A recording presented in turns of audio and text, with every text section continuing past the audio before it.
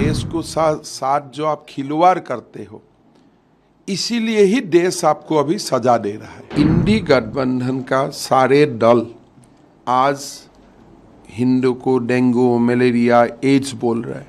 मैं दिल से चाहता हूँ कि राहुल गांधी और सोनिया गांधी का एक स्टेटमेंट निकाले और क्लियरली बोले कि we don't endorse all this thing. Modi ji तो ऑन रिकॉर्ड है कि मैं किसी को पैसा खाने नहीं दूंगा, ना खाऊंगा न खाने दूंगा। अपने जो काम करते हो, देश को साथ जो आप खिलवाड़ करते हो, इसीलिए ही देश आपको अभी सजा दे रहा है। सर, आज आप छत्तीसगढ़ आए, आपने सूरजपुर में, बेमेतरा में कई सभाएं की, आज प्रेस कॉन्फ्रेंस भी की। किन मुद्दों को लेकर आपने छत्तीसगढ़? देखिए, मेरा तो सिंपल बात है, छत्तीसगढ़ को माँ धरती ने सब कुछ दिया है। आप छत्तीसगढ़ माइनिंग में, खनन में, फॉरेस्ट कवरेज में, आज छत्तीसगढ़ देश का एक विकसित प्रदेश बन सकता है। लेकिन भूपेश बघेल जी का जो स्कीम्स है, जो नीति है, जो काम करने का तरीका है, उसका कारण आज छत्तीसगढ़ का जीडीपी असम से भी कम हो गया है। हालांकि असम में इतना संसाधन नहीं है। छत्तीसगढ़ का जो लैंड है उससे असम हाफ है। छत्तीसगढ़ से जो माइन है, मिनरल्स है, असम में उसमें हाफ भी नहीं है, 50% भी नहीं है। लेकिन भूपेश बघेल जी का नीति का कारण छत्तीसगढ़ पीछे हो चुका है और इतना तक चला गया कि अभी बेरोजगार को भी भत्ता देने का काम शुरू किया। मतलब रोजगार मैं नहीं दे सकता हूँ, उन्होंने ये खुला आम बोल दिया कि रोजगार नहीं है तो आप बेरोजगार भत्ता लो। तो ये छत्तीसगढ़ हमें नहीं चाहिए।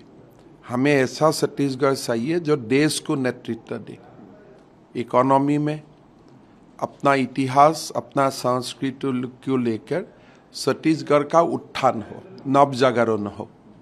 और इसीलिए मैं मानता हूँ कि भूपेश बघेल जी को जाना चाहिए और नरेंद्र मोदी जी को एक बार छत्तीसगढ़ का जनता के लिए काम करने का अमृतकाल में मौका देना चाहिए। सर, आज आपने सूरजपुर में भाषण के दौरान रेहान वाड्रा की बात की, सर आपने मदरसा की बात की। सर देखिए, जैसे असम में हमने मदरसा बंद किया और हमने बोला कि बेटियों को मेडिकल पढ़ना चाहिए, इंजीनियरिंग पढ़ना चाहिए। आज असम में 1500 मेडिकल सीट है। आउट ऑफ 1500 सीट, 285 सीट में मेरा मुसलमान बेटा बेटियों पढ़ते हैं।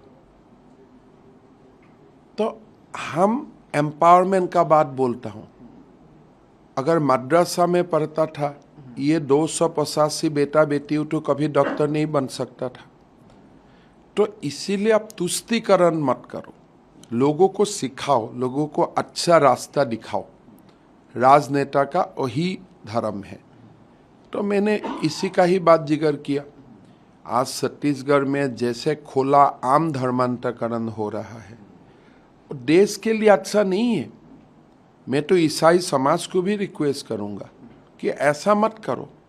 हम हमेशा असम में स्पीच में बोलता हूँ, जो शिक्षित लोग हैं, जो लिटरेट लोग हैं, अगर वो डिसाइड करता है मैं ईसाई बनूंगा, मेरा कोई आपत्ति नहीं है।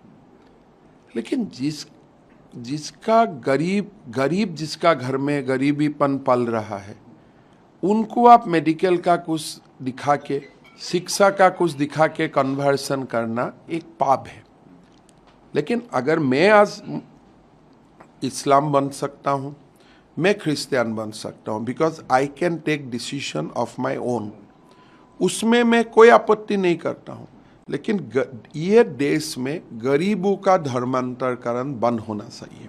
सर, सीएम बघेल तो क्लेम करते हैं कि जितने ज़्यादा church farmer CM Raman Singh की गवर्नमेंट में बने, उतने तो कभी नहीं बने। सबसे ज़्यादा तो धर्मांतरण ये सब देखिए, ये रमन सिंह का दिन में हुआ, बघेल जी का दिन में हुआ, ये मेजरमेंट का बात नहीं है।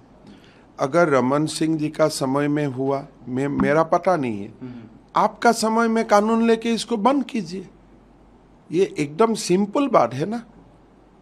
अगर आपको लगता है कि रमन सिंह जी का समय में कुछ हुआ है जो आप भी इसको अच्छा नहीं मानते हो तो आपका तो विधानसभा में फुल मेजोरिटी है, आप जाके क्यों बंद नहीं करते हो?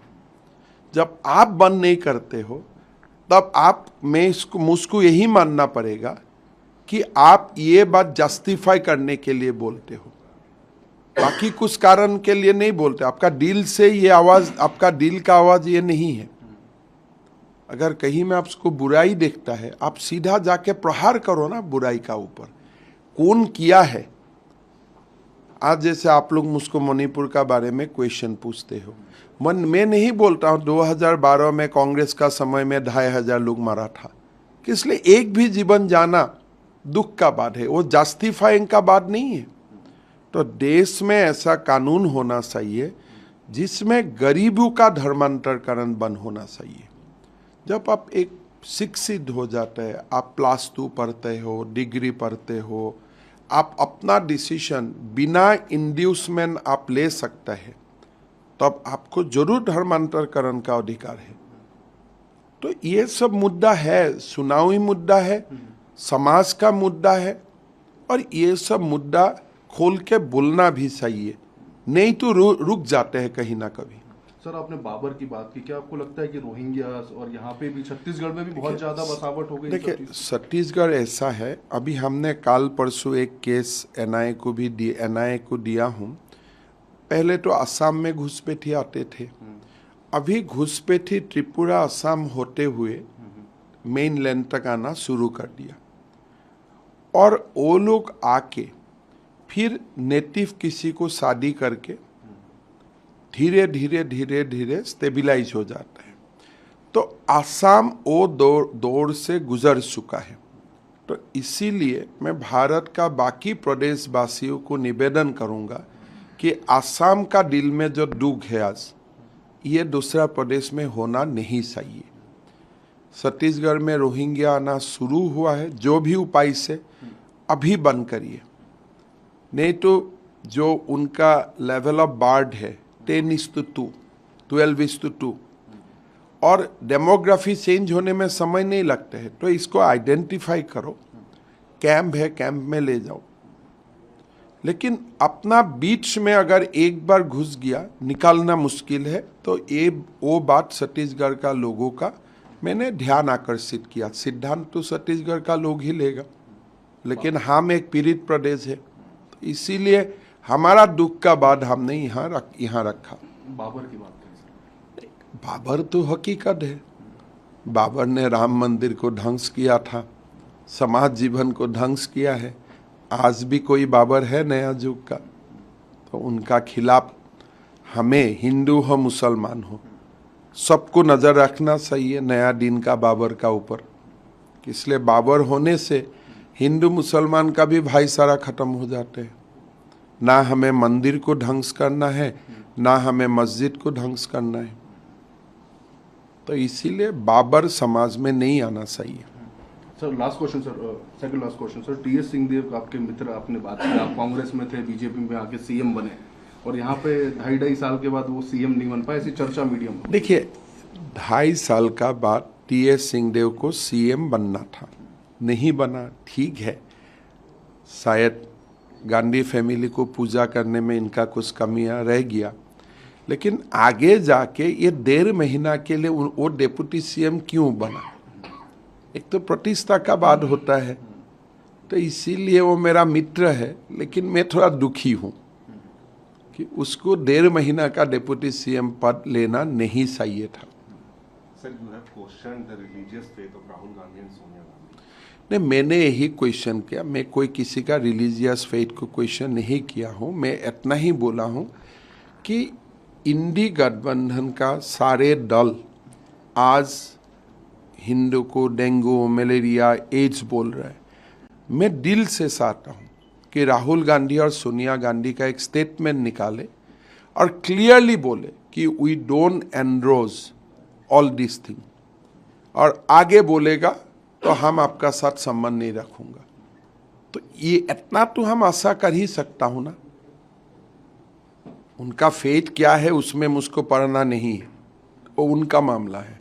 लेकिन जो देश का मेजॉरिटी कम्युनिटी का ऊपर आक्रमण होता है, और आक्रमण आपका गठबंधन या आपका दल का अंदर से ही होता है, तो आपका दल का मुखिया होने का नाते आपको एक प्रिंसिपल स्टैंड लेना चाहिए। सर, आपने काफी एलिगेशंस भी लगाए करप्शन को लेके, घोटाला गवर्नमेंट स्टेट गवर्नमेंट घोटाला देखिए, सरकार का। ये ईडी ने बहुत सारे रेड्स यहाँ किए, चाहे वो कोल स्कैम हो चाहे लिकर स्कैम हो। उसके बाद बघेल गवर्नमेंट ये कहती है कि ये जो रेड्स हैं सेंट्रल गवर्नमेंट के डायरेक्टिव्स, नहीं, रेट तो सेंट्रल गवर्नमेंट का डायरेक्टिव से ही तो होगा। बीजेपी के नहीं, जरूर तो बीजेपी का डायरेक्टिव में ही होगा। मोदी जी तो ऑन रिकॉर्ड है कि मैं किसी को पैसा खाने नहीं दूंगा, ना खाऊंगा न खाने दूंगा। तो और किसका डायरेक्टिव में होना चाहिए? और ऐसा डायरेक्टिव देने का हिम्मत किसका है भारत में? खाली नरेंद्र मोदी का ही है कि मैं खाऊंगा भी नहीं और खाने भी नहीं दूंगा। तो मोदी जी खाया भी नहीं और छत्तीसगढ़ में भी किसी को खाने नहीं देगा, असम में भी किसी को खाने नहीं देगा। तो ये उनका तो स्टैंड है, उसमें क्वेश्चन का क्या बात है? वो तो पॉलिटिकल मोटिव है उसके पीछे। पैसा तो मिला है ना, उसका बात तो पॉलिटिक्स नहीं रहा। अगर रेड हुआ, कुछ नहीं मिला, और आप लोग भी बोलता है नहीं नहीं वो लोग ईमानदार है, उनका घर में रेड होना ना इंसाफी है, तो अलग बात है। क्या आप गारंटी से बोल सकते हैं उस व्यक्ति का ऊपर? और नकदी तो मिला ही है, तो उसका बाद ये पॉलिटिकल कहाँ रहा? तो भूपेश जी का एक साफ सभी है, ये सबको वो पैट्रोनाइज नहीं करना चाहिए, उनको बोलना चाहिए लोग को सजा होना चाहिए, फांसी होना चाहिए। तो भूपेश जी ये लोगों को प्रोटेक्ट नहीं करना चाहिए, गलत संदेश जाते हैं समाज में।